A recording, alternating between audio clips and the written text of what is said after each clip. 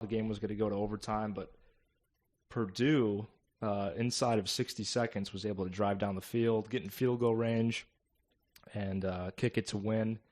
Iowa falls to 4-6, 2-4 in the conference. They've lost 4 straight now. They're also 2-4 at Kinnick.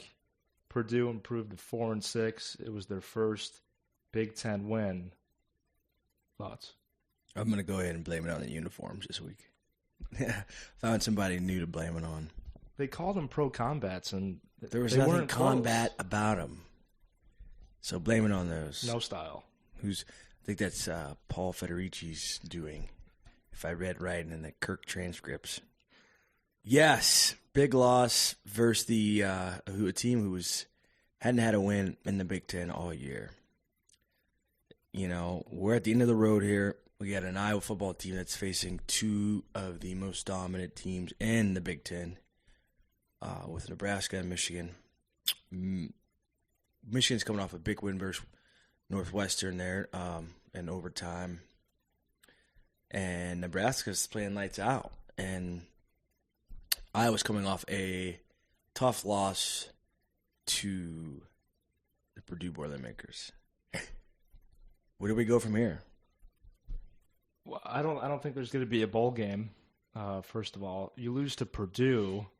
Hold on. Indiana First off, let's talk about what went wrong before we talk about the future of this ball club. Let's talk about what went wrong with. Well, you asked me where do we go from here. I know, but let's take a step back for a second. Sure. Rewind. Purdue played. The front four played better than our front four on both sides. Mm-hmm. I thought that their quarterback had entirely too much times. If you watch the game, you go back and watch the game, this guy was getting to his 3rd and 4th and sometimes 5th receiver in his progressions. It was like they were just missing him. I remember there was one time, and they got him. I thought he was going to get out. It was one of the most amazing dilly-dallies in the backfield by a quarterback. Didn't get him. But for the majority of the game, we got no pressure on this guy. Now, yes, he was elite in college, Mr. Florida and whatever else. I thought he was a hell of a player, but there's no way he should be able to beat our defense the way he did. And on one ACL. On one ACL. He was making moves, making cuts. You know, we can't contain a guy on one leg versus an 0-5 team within the Big Ten. How are we going to contain Michigan? And they got some elusive. They got 2 quarterbacks that if there was an award, they'd both win Mr. Elusive. I'm telling you, we're going to have some problems this week. Again, Purdue. What else went wrong? We didn't establish a run game, as usual. You know, I thought the receivers played okay. Fedorowicz woke up a little bit. He had the touchdown. But for some reason, still not enough. Last week of the show, I said, I want to see how I come in and control this team 3 phases of football. They didn't control anything. The only thing they controlled, the best part of the game was the flyover. That was the winning moment of that game. That's true. It was loud, at least at that point. Where do we go wrong? The last 4 games. Where do we go wrong versus Purdue? Where do we go versus wrong? Purdue, and then I even think Indiana and Penn State. If you're the opponent against Iowa, and you're able to get out to the edge and create space on offense, Iowa can't recover with that. If you create space, get out to the edge, get yards downfield, you're going to succeed against an Iowa defense that's very basic in nature, and you could expand on this. And you'll most likely win. And we've seen that 4 games in a row. Correct. They can't contain, and then they can't recover in the backfield. Christian Kirksey is going to be he's going to play on the next level. I think James Morse is going to play on the next level. I think Micah Hyde will certainly play on the next level. I'm not sure about any of the other guys on the defense. I'm sure about those guys. They're going to have an issue more so next year than this year. Yes, they'll have guys with experience, but they don't. And the cavalry's not coming. they're going to bring in a bunch of freshmen. Right. They're not. It's not looking up for me. It's just I don't see. Yeah. And this is what I will say though. I will say this. None of the coaches are going to say this. Kirk Ferentz is going to say this. This is a rebuilding year. Now, he might swear at you though. The first 3 or 4 weeks, they were looking better than they were projected to be. So you kind of threw the rebuilding thing out of the windows. Hey, maybe the trigger. Maybe these guys can compete. Yep. With there was a point we were 2-2 in the Big Ten. We were 2-0. 4-2 overall, right? Now, here we are with 2 weeks left. And this is certainly a rebuilding year. Now, they're still not going to say that this week. Kirk and his stereotypical responses. It's funny when you listen to him, and then you listen to the players. It's like whatever he told them in the meeting, they're saying it to a T. It's all rehearsed. Copy, yeah. It's unbelievable, and talking points. Yeah, so. Nobody's revealing. Nobody's ever going to point the finger. I was reading Mark Morehouse's piece last week, and he said, I think it went, you do realize, I think I went something like this. I can't remember exactly, but he said, you do realize we're never going to there's never going to be somebody at fault. You do realize that. Like, nobody's ever going to be at fault. Because why? Because Kirk wants to stick up for his staff that he hired, the players that he recruited. Those are he doesn't want to. You can't point the finger at this guy. Well, you're the guy who hired him. You're the guy who recruited him. You recruited James. Not that James is to blame or Greg Davis. He's to blame. The offense is having any production. I can't wait to look at the last year's numbers versus this year's numbers. Ken O'Keefe, Greg Davis. I'm not saying that it's him, but I'm saying. Somebody needs to take accountability for where this team's going. They're not gonna, and I would never say this. They're not, and I said all year. This is a team. Week to week, you don't know they're world beaters, and then they're the bad news bears. They're gonna lose the next 2 games.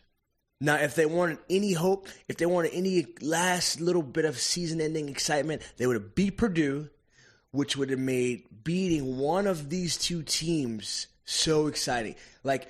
Is it going to be Nebraska? Is it going to be Michigan? That's all gone because you're not beating either. No. I don't know what to tell you. Why can't Kirk break out of his shot? It's week 12 right now. Because he's got the best contract in the world. It's week 12, though. He is. He's got all the money. How is it execution in week 12? It's a great question. You don't. And then he gets chippy. No, then that's a credit. That's a credit to his. He's got these guys so mind warped into saying what he believes, or say this or you're out. And they say it. Nobody gets the blame. You say, it's probably not execution, but they're going to say it because it sounds good because he said to say it. They said they tell these guys, talk about team, coaches, credit this, you give credit to the opposite team. Who's at fault? Stop BSing us. Where's the problem? You guys are the players and the camaraderie and the coaches and the players and within the program. Tell us why you're sucking right now. Tell us why. Who do we fault? Nobody's fault? If it's nobody's fault, it's everybody's fault. Somebody needs to answer. Something needs to be changed. People are investing. Season ticket holders are spending money that they don't have on season tickets to watch a losing team every week. In-game coaching, bad. Quarterback play, bad. Special teams play, bad. Third down defense, bad. Run defense, bad. Pass defense, bad. Who are you going to... Nobody want... Execution. Then execute. How many... Week 2 we heard execution. We're so close. They're not close. We got Michigan. We're going to Michigan. Let's talk about Michigan after the break. Sounds good. And here's when it's a bad year, and why the criticism is justified. Kirk, we've talked about it on the show before. 6th highest paid coach in the nation, more total compensation than guys like Les Miles at LSU, Nick Saban at Alabama. Here's who Iowa has lost to at Kinnick Stadium, which is supposed to be the friendly confines, right? Mm-hmm. This is where they've always succeeded. Iowa State, Central Michigan on an onside kick, blown out against Penn State, and then last-second field goal against Purdue. 4-6. We'll be right back after this.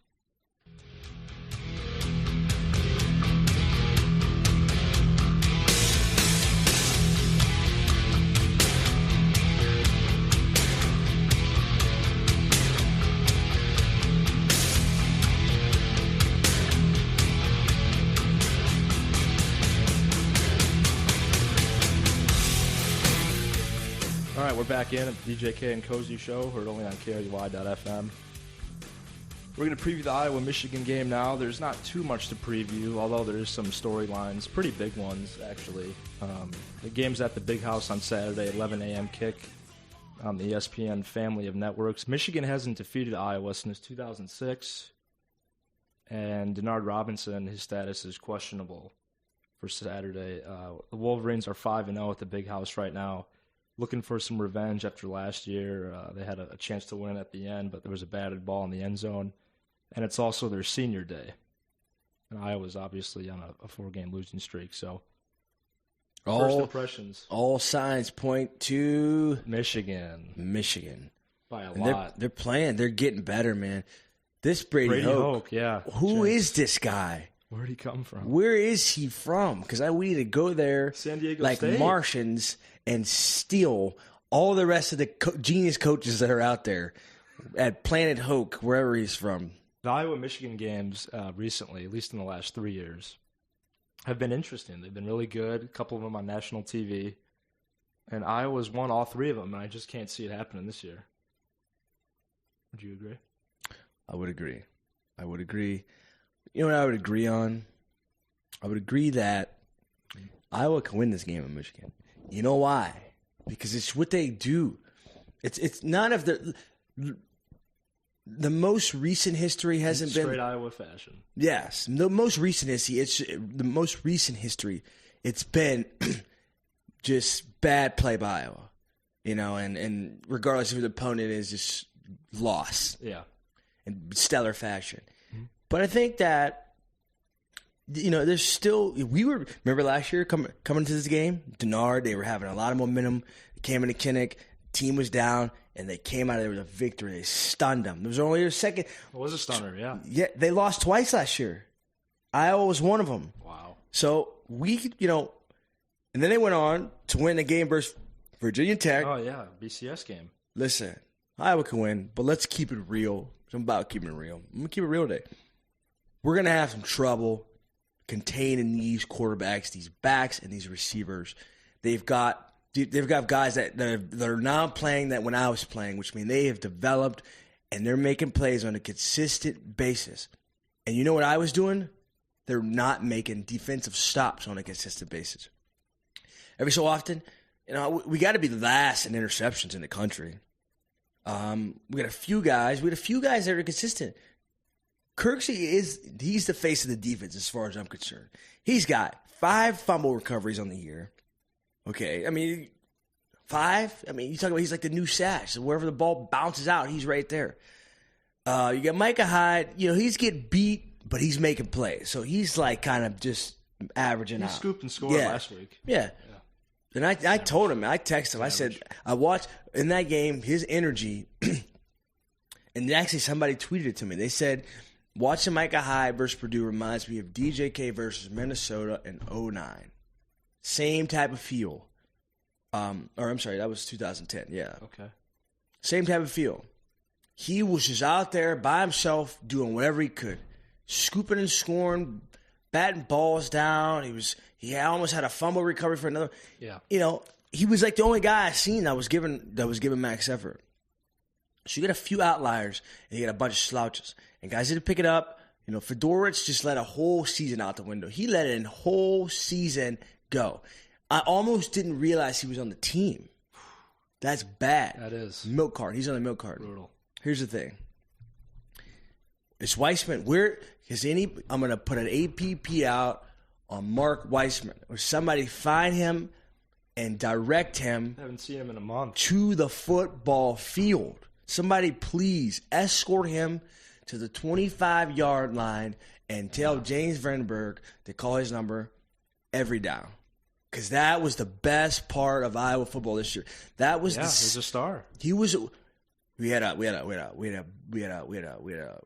subpar ball club. Then Mark Weissman emerged due to injury, and then we bought fireworks. We lit him off and shot him off, and that was it. And now we're back to the same gray, slow-moving, 3-and-out, James Vandenberg, 4th and 3, sack, 1 yard to Zach Derby. Football. Oh, don't even talk about Zach Derby because I'm so mad on the 4th and 3 play call. The play action, slowest person on the team out route out of the backfield play they called. I was in disbelief. He was the offense, though. Get the pocket moving. This is you create all the success we've had in the last 2 weeks since Northwestern. I remember thinking, this guy is far more efficient when he leaves the pocket. Leave the pocket, play action, bootleg, success. Third, fourth, you got scrutinized versus Indiana for 4th and inches. Now you want to go for it on 4th and 3 and run the worst play in the United States of America. Doesn't add up. I mean, it's almost like somebody's like, maybe they're just kidding with. Maybe Kirk's trying to prove a point that he's got so much money, he's going to challenge the university. I dare you. I'm going to coach so bad just to see where my limits are. I'm going to coach so bad. I'm going to coach so bad because I want Darrell to feel. I mean, he's just like, he's unbelievable. Call the right play. 4th and 3. Let me ask you. Yes. Let me ask you. Based on what you've seen this year, based on the plays we've had success at, what play are you going to call on 4th and 3 with the game on the line? What are you going to call? Just, you might be wrong. It might not be the great, but what are you going to call that you opposed to what they did call? This is what I saw. I seen a play action play with Zach Derby running a 3-yard out. Okay, so you run a 3-yard out. You run a 3-yard out of the backfield. You get to the sticks at your break. You get to the sticks, and then you break out. That way, if you catch in a fall, first down. Now, you got Zach Derby running a flat route, and he throws it to him. You can't. First of all, you see the guy screaming from the safety position. He throws it to him, a yard in the backfield. A small DB tackles him. He falls, gets 1 yard. You don't. If anything, he's got time. You wait till the guy gradually makes his way to the 3 yard where the first down marker is, and then you throw it to him. He throws it to him 1 yard in the backfield on a slow, didn't seem like max effort game on the line from Derby himself. Turn the ball around downs. They go down, kick a field goal to win the game versus a guy who missed a field goal from 20 yards out in the first quarter. Yeah.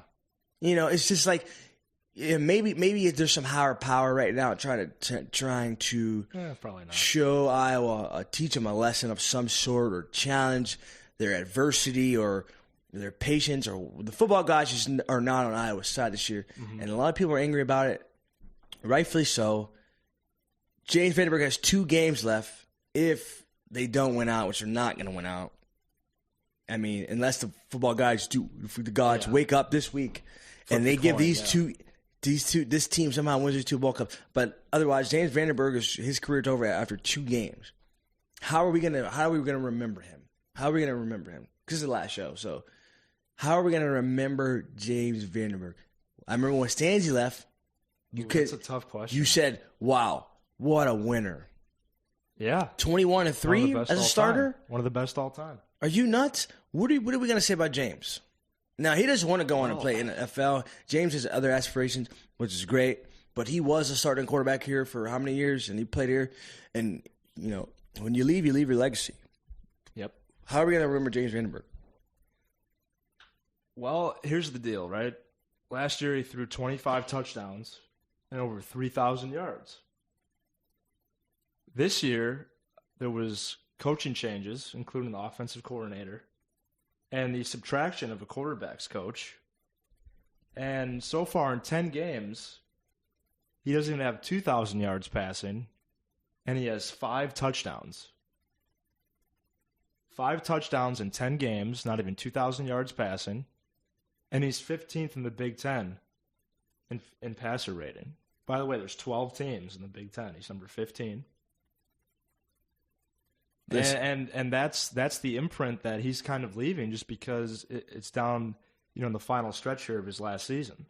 I'm not going to take away 2011, but even you look at Vandenberg's record, it doesn't even compare to. And I think that, okay, so basically, here's how you compare him. With the coordinator and the offense that he was used to, and a few playmakers around him, McNutt and some guys, he was an outstanding quarterback, to say the least. Mm-hmm. Now you give him a new coordinator, a lot less talent, and so basically, I think 12-13 as a starter in his career. I think that's it. I think that's how you get 2 James Vandenbergs. You got James Vandenberg with a new offensive coordinator and no talent. You got James Vandenberg with little talent and O'Keefe, who's an experienced vet who was under that same offense. He knew it would work for James. Mm-hmm. So 2 different Jameses. When I refer to James, I'm going to say, James Vandenberg, 2011, what's up, buddy? And then when I'm mad at him, I'm going to say, what's up, James, 2012. Ooh. You know what I mean? Yeah. So that sums it up, kind of. It does. I have a question in terms of the offensive coordinator. Greg Davis is on a 1-year contract right now. Is there any chance in the world that they start fresh again? No. There's no point. There's no point because you're getting a new quarterback next year anyway. Yeah. Let's clean the slate. Whatever we saw from whatever that guy's name is who's serving as the offensive coordinator for the Hawkeyes this year, cut him loose. Let's start on something totally different. It's going to be it's either going to be better or equally as bad. Let's start let's start doing with the USCs and the Alabamas and the Floridas. Let's start doing what they do. You bring them in, you produce, you make magic happen, or you're out. I'm okay with that because time is money. People are wasting money and they're wasting time. It's the Midwest. This is Iowa. It's cold. It's all cold at the latter portion of the year. Nobody wants to go out there. They've already wasted money on season tickets. Mm-hmm. Now it's either, what am I going to do?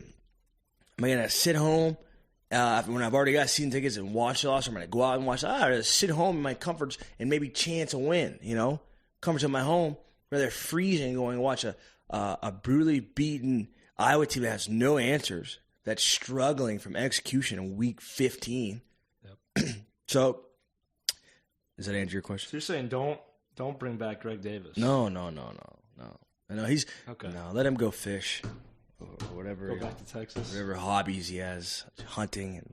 All right, I think it's prediction time. I think it is too. I see Iowa losing these last 6, finishing 4-8.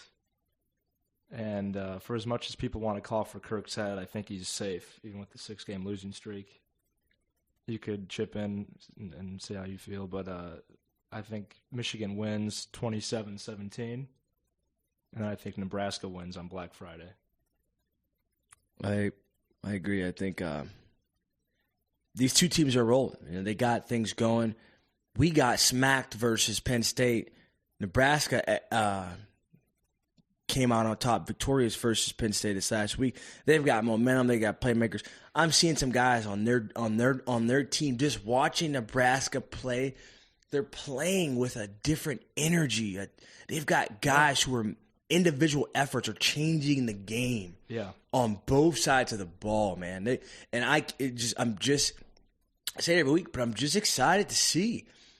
I think this will be the biggest gap between talent and performance that we've seen from Iowa and opponents. These last down the stretch, maybe Iowa will get better. Maybe they'll get better these last 2 weeks, but I think their opponents are going to show and demonstrate that they are better opponents than CMU, Purdue, Northwestern. They're going to show there's a big, big gap between their opponents and who they've been playing. So, very curious to see what's going to play out. I wish the best for Coach Ferentz and the team and their last 2 games of the year. certainly not accustomed to this kind of ball, and rebuilding here is not an acceptable excuse from anybody. That's why you recruit. You continue to prepare younger guys and get them ready. So when older guys go out, that's how you keep winning. Nick Saban does it. Les Miles does it. You got Urban Meyer, first year at Ohio State. He's undefeated, for crying out loud. He's undefeated. He created a culture. We're going to run the table. His first year, his first offseason, he knew going into this year, we're not going to the postseason, boys. Right. We've done some things that we weren't allowed, and we got slapped on the hand, we got slapped on the wrist. But guess what? We're going to let the entire nation know that 2013 hits. Favorites. Rank us top 2, 3, because we're coming 5, and we're smacking everybody. Yep. Oh, meanwhile, Iowa. A statement. Just cruising along, expecting things to happen. Yeah. You know, here's my number. This is a magic number. 5. 5 touchdown passes by James Vanderburg. Being a receiver that played here at one point, that's almost like it's embarrassing. It's embarrassing. Mark Morshouse tweeted during the Indiana game that Iowa just had their 30th drop on the year. That's bad. It's been a bad year. Prediction time. Iowa going to Michigan, Ann Arbor. She's a very nice lady. But she's not going to be nice to us this week. Well, you can most certainly guarantee that. Yeah. I'm going to go ahead and say Michigan puts up 45 large. 45 large. It's going to get ugly. It's going to get ugly fast. It's going to get ugly fast. 45-10 Michigan. 45-10. 45-10. Yeah. I'm saying 27-17. I'm going to stick to it. Nice guy. So if Iowa pulls off a miracle and wins 2 games, they're probably going to go to a bowl. And then we'll probably have another show in early December. But for all practical purposes, and 99% chance, this is going to be the last one. So it's been a fun ride. It's been a pleasure working alongside you, Mr. Cozi. I expect that we'll continue to hear from you on the radio waves, the TV waves, and I wish you luck in all your endeavors. It's been a pleasure meeting you, knowing you as a friend, but it's also been a joy to work with you on air. And I want to thank everybody at KRUI for your opportunity and all our listeners. And good luck to the Iowa Hawkeyes. We've had a lot of fun covering you. I wish you the best in these last 2 games. Yeah, again, I appreciate you doing this, and it's been fun. So, yeah, everyone, thanks for listening. Maybe we'll hear from a bowl game podcast, but probably not. So tweet me maybe. Tweet me maybe. Tweet me maybe. See ya.